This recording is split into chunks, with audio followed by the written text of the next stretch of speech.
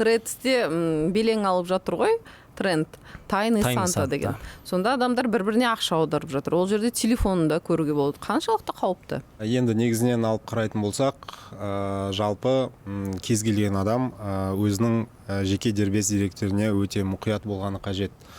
Ол жаңағыдай аты жөні болсын, иін дейміз ғой, ЖСН, телефон номері, карточкасының номері, мекен жайы, басқа өзі туралы ақпаратты барынша құпия ұстауға қажет.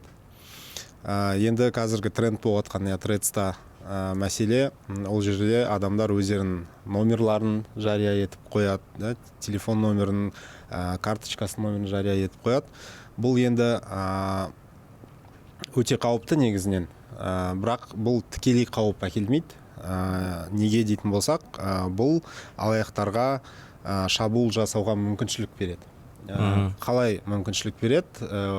Негізі шабуылдардың түрлері өте көп, оны әртүрлі схемаларға қолдана алады.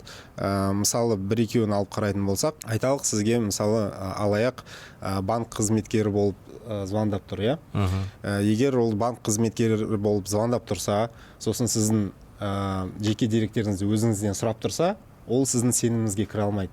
Дұрыс қой? Ал егер ол сізге звондап, осындай аты жөніңіз осы ғой, мекен жайыңыз осы, номеріңіз осы, карточкаңыз осындай деп звондайтын болса, ол сіздің сеніміңізге кіріп алады да, жаңа банк қызметкеріне көбірек ұқсас болады. Сосын одан ары қарай өзінің жаңағыдай айласын жасай береді.